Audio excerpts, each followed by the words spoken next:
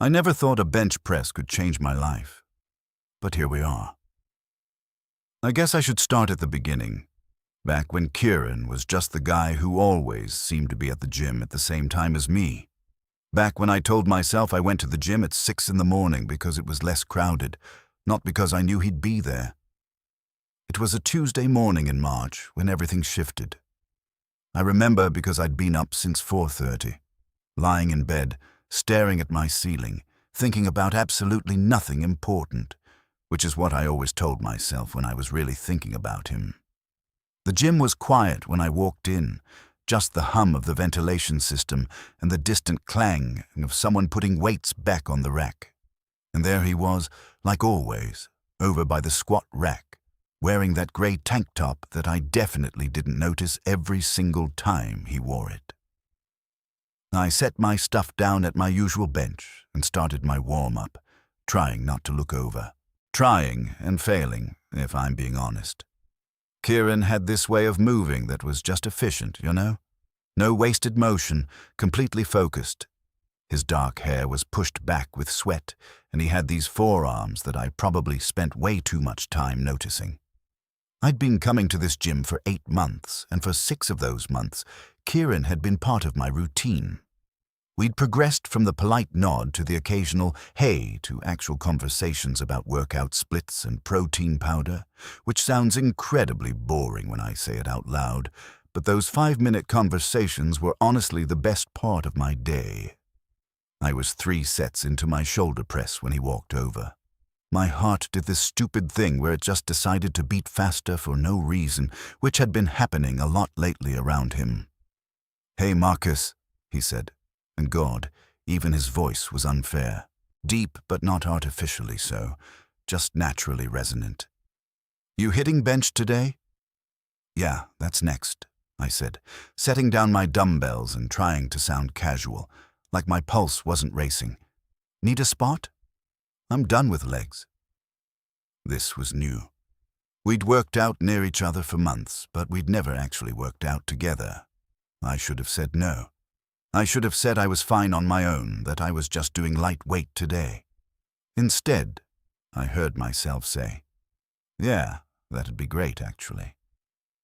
I loaded the bar while he grabbed some water, giving myself a stern internal lecture about acting normal. It's just a spot. Guys spot each other at the gym all the time. This is completely normal and not at all a big deal. The fact that my hands were slightly shaky as I added the plates meant nothing. I lay back on the bench, and Kieran took his position at the head, standing over me. This was fine. This was normal.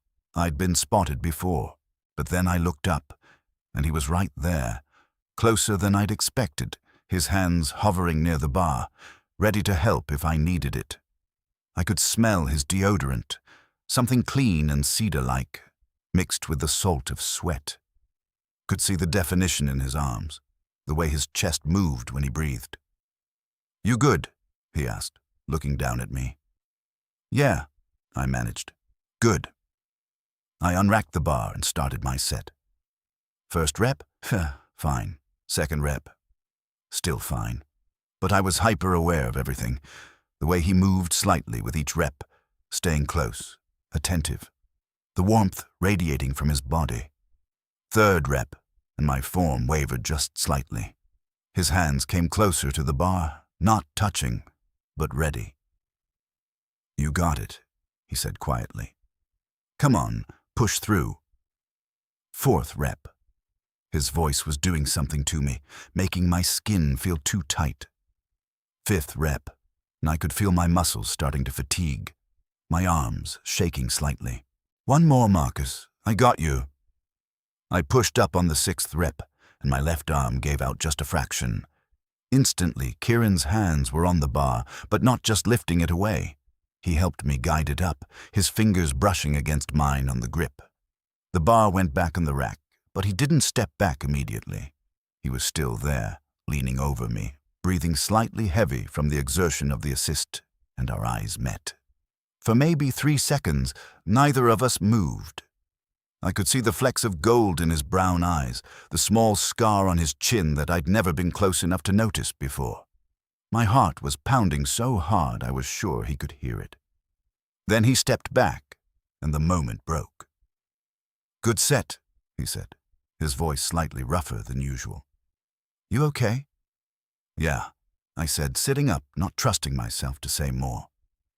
My whole body felt electric, like every nerve ending was awake and paying attention. We ended up working through the rest of my chest routine together. Every set, he was there, spotting me, encouraging me, and every time he leaned over the bar, I felt it. That awareness, that pull, the way my body responded to his proximity. I'd been lying to myself for months, but lying to yourself is a lot easier when the person isn't standing 6 inches away from you, their hands almost touching yours, their voice low and close. After my last set, we both just kind of stood there for a moment, neither of us moving toward the next exercise. "Same time Thursday?" he asked. "Yeah," I said. "Definitely." He smiled, and it transformed his whole face. Kieran had this serious, focused expression most of the time, but when he smiled, really smiled, it was like watching the sun come out. I spent the next 2 days completely distracted. At work, I'd find myself staring at my computer screen, not seeing the spreadsheets, just replaying that moment, the way he'd looked at me, the way my body had reacted. I'd had crushes before, obviously. I'd dated women in college, had a few relationships that fizzled out because something always felt slightly off, slightly forced. I'd had thoughts about guys too. Late-night thoughts I'd never examined too closely. Feelings I'd tucked away and labeled as something else. Admiration, appreciation, totally normal stuff. But this wasn't something I could tuck away. This was real and present and demanding my attention. Thursday morning, I woke up at 4 again, but this time I knew exactly why. I spent way too long choosing what to wear to the gym, which was ridiculous because it was just workout clothes, but I ended up changing my shirt 3 times before leaving. When I walked into the gym, Kieran was already there, and when he saw me, his face lit up. "Right on time," he said. "I was thinking we could be workout partners, if you want. I mean, officially." "I'd like that," I said, probably too quickly. We fell into a routine after that. Every Tuesday, Thursday, and Saturday morning, we'd meet at the gym. We'd warm up together, work through our routines, spot each other, push each other, and every session, I became more aware of him. The way he'd touch my shoulder when giving me encouragement. The way he'd stand close when demonstrating a new exercise.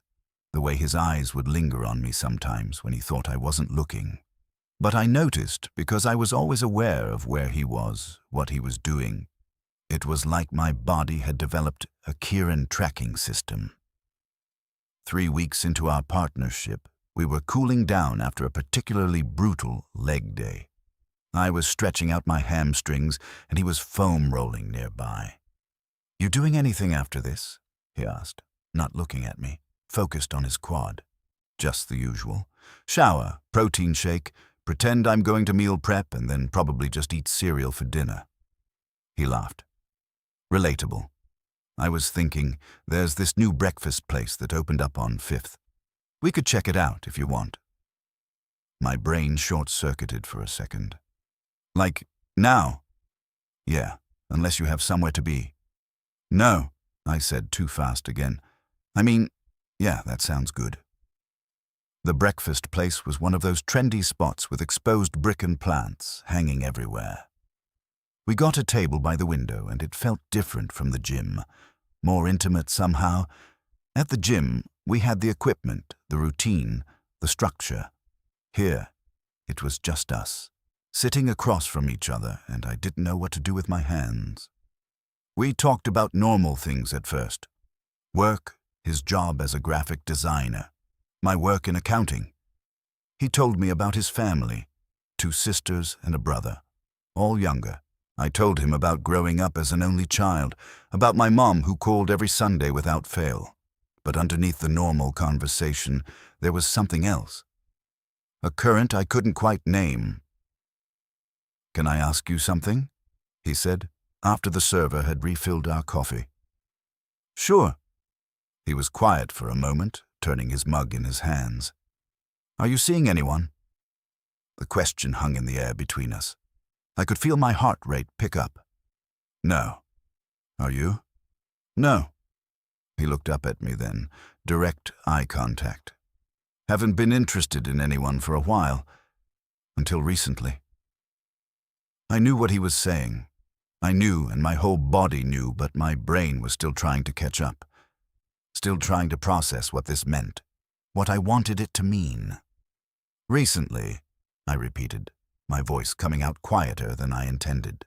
"Yeah." He was still looking at me, and there was vulnerability in his eyes now, underneath the directness. "There's this guy. I've been working out with him, and I can't stop thinking about him." Time seemed to slow down. I could hear the ambient noise of the restaurant, the clatter of dishes, the murmur of other conversations, but it all felt distant. There was just Kieran, looking at me like I was something precious, something worth the risk he was taking by saying this out loud. "Kieran," I started, then stopped. What was I supposed to say? That I'd been half in love with him for months? That every time he spotted me, I felt like I couldn't breathe? That I'd been lying to myself about what I wanted because it was easier than admitting the truth? "You don't have to say anything," he said quickly. I needed you to know. And if I'm reading this wrong, if I'm way off base, we can just forget I said anything and go back to being gym partners." "You're not wrong," I said. The words came out before I could overthink them. "You're not reading it wrong." His expression shifted, hope and relief mixing together. Yeah, I think about you all the time, Kieran. I think about you when I'm not at the gym, when I'm supposed to be working, when I'm trying to fall asleep. You're the reason I started coming to the gym at 6 in the morning. He laughed, and the tension broke slightly. "I started coming at 6 because I saw you there once at 7 and wanted to make sure I didn't miss you." "We're both idiots," I said. "Probably," he agreed. "But at least we're idiots together." We stayed at that breakfast place for 3 hours, talking about everything. He told me about coming out to his family when he was 22, about his first boyfriend, about the relationships that hadn't worked out. I told him about my confusion, about the relationships with women that never felt quite right, about the feelings I'd been avoiding examining too closely. "I don't know what I am," I admitted. "I don't know if there's a label that fits." "You don't need a label," Kieran said. "You just need to know what you feel." "I know I feel something for you, something big." He reached across the table and took my hand. It was the first time we'd touched outside of the gym, outside of the excuse of spotting or demonstrating an exercise. His hand was warm, calloused from lifting, and it felt right in a way that made my chest tight. "I want to do this right," he said. "I want to take you on actual dates. I want to get to know everything about you. I want to see where this goes." "I want that too," I said. Our first real date was the following Friday. He picked me up at 7, and I'd changed my outfit 4 times again, finally settling on dark jeans and a button-up that my mom had bought me for Christmas. When I opened the door and saw him standing there in slacks and a sweater that made his eyes look even more incredible, I forgot how to form words for a second.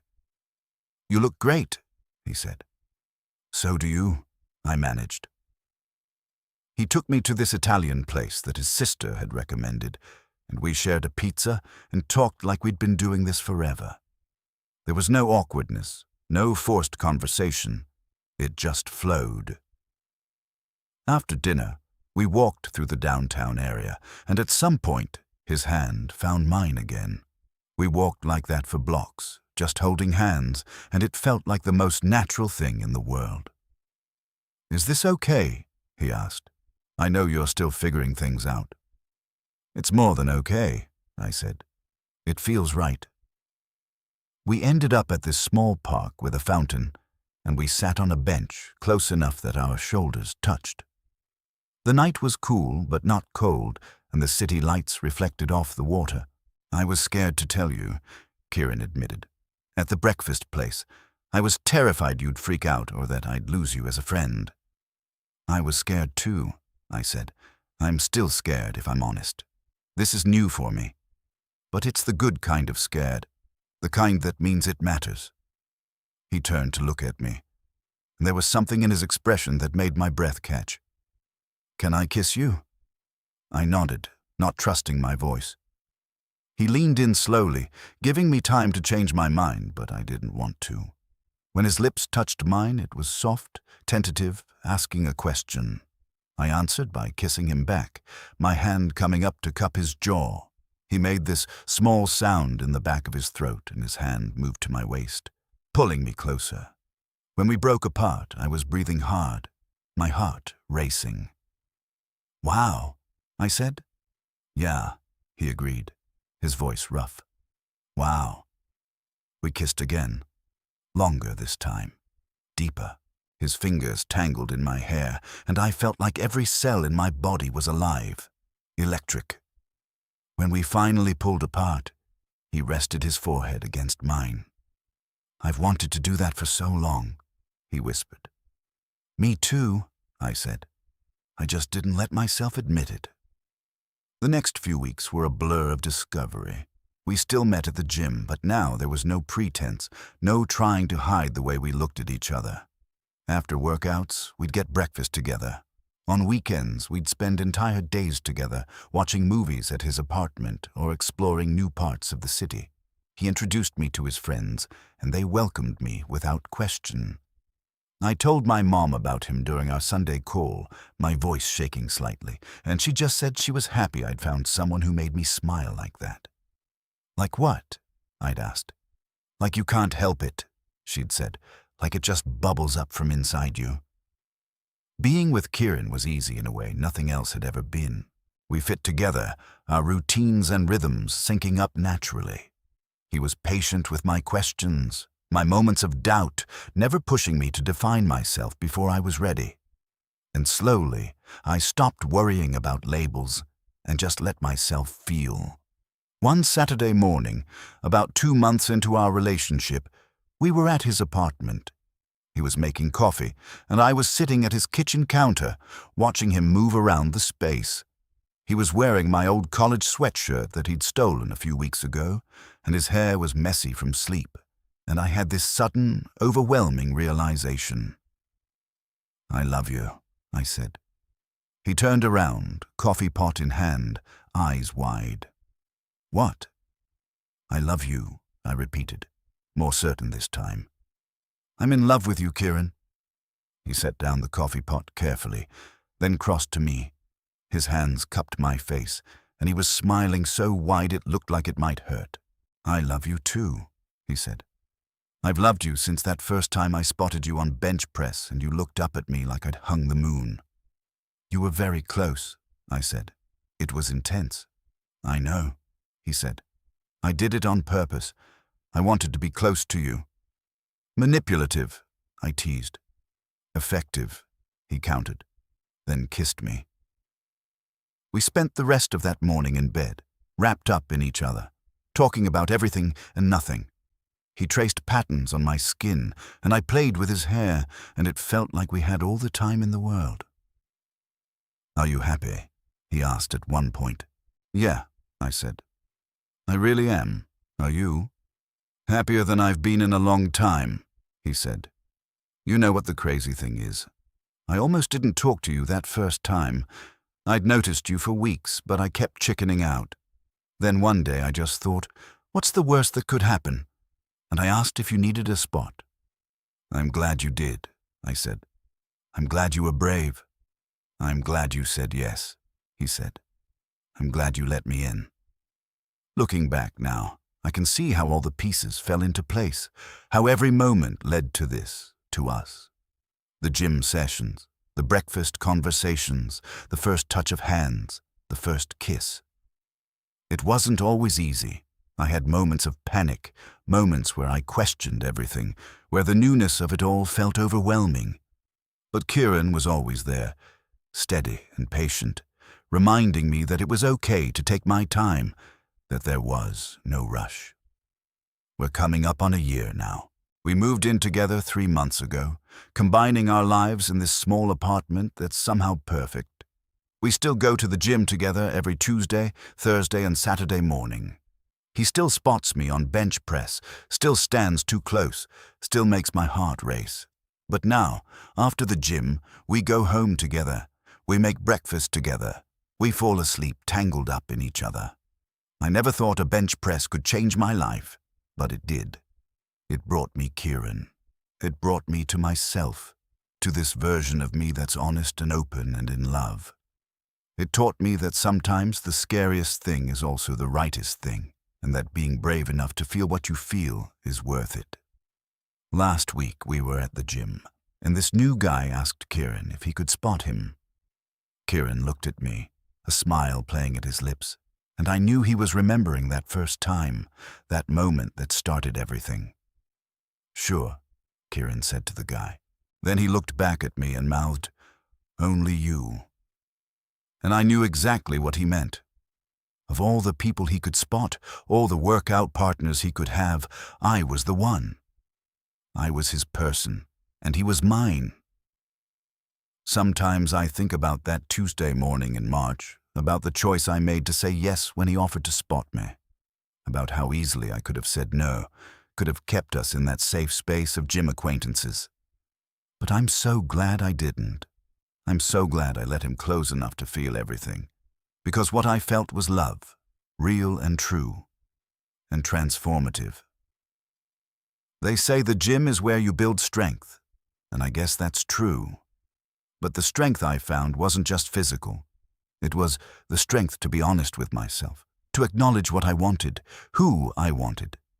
It was the strength to be vulnerable, to risk rejection, to say yes to something new and uncertain and beautiful.